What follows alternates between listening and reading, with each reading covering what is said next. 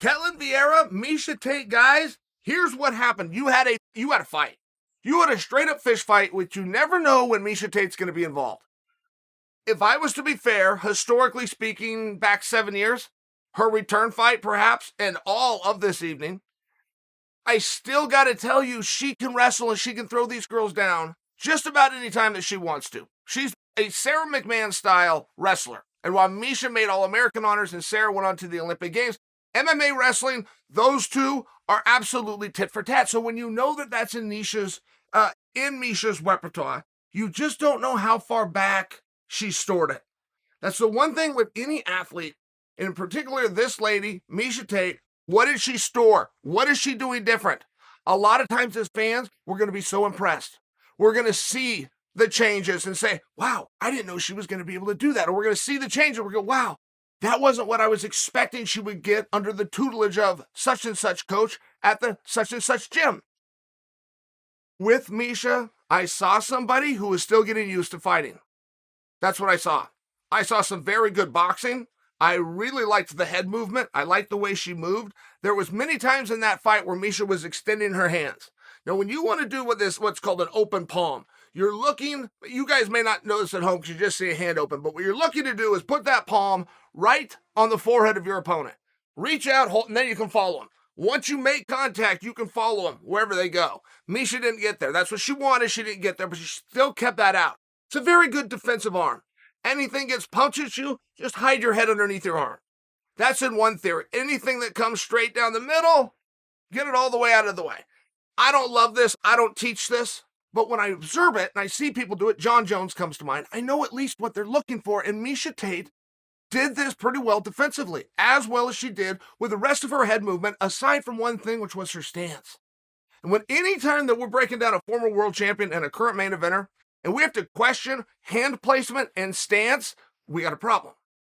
We have a problem, and it's a small one. It's a small one that I know the other coaches are going to be able to see and identify and then fix. But it's still a problem that still has to happen. There are things, no matter how amazing you are, and Miesha Tate gets to qualify as amazing, but no matter how amazing you are, if you are a human being, you still have to follow rules that other human beings have to follow, such as, what am I going to look like?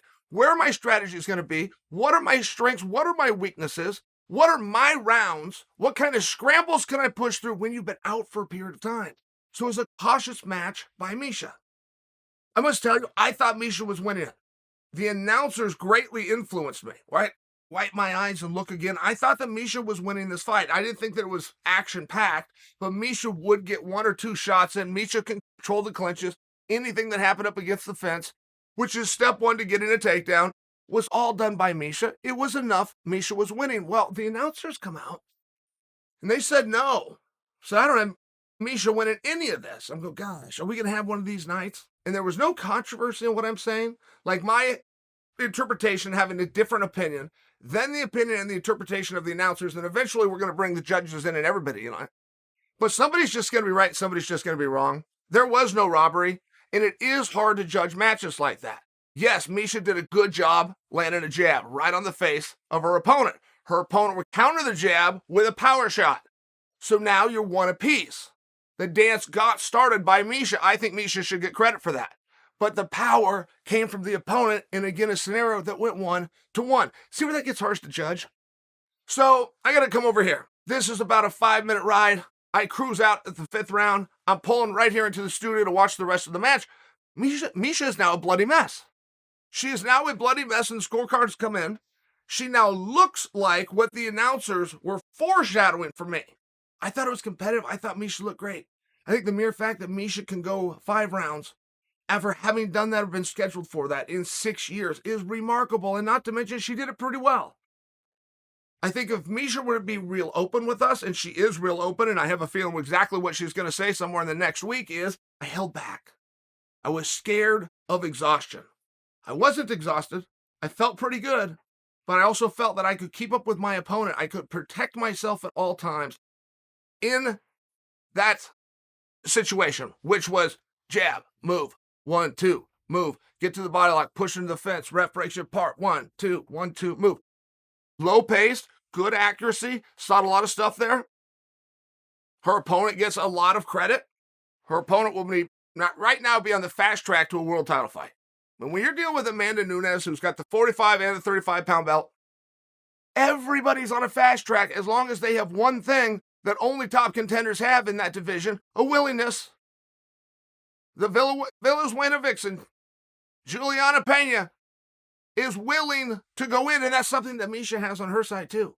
Miesha thought, according to an interview Miesha did this week, if she looked great and even stopped this opponent, she could go right into a title fight. I think she's 2 away. 2 away regardless. What I didn't know that I was factoring in is including a loss. Including a loss, Miesha still needs that second one. If she gets that second one, depending on the opponent, depending on how she looks, she is not off the radar. She is not out of the conversation. Miesha Tate matters, guys. Even coming in second here. Even being a little bit lower on energy. Talked to you about I wanted to see her find some takedowns, but the other side of the coin is she gave up no takedowns. So her wrestling, at least defensively, was spot on. I'm seeing a girl doing some stuff really well. But it all has to be taken into context. And the context is she's only done one fight less than 15 minutes in 6 years. And look at how much she got better. So all I'm submitting for you as this experiment plays out in front of us, and we do need to hear from Miesha. Do need to hear Miesha think she can be a little bit busier, not hang out here defensively unless she's getting ready to set something off offensively.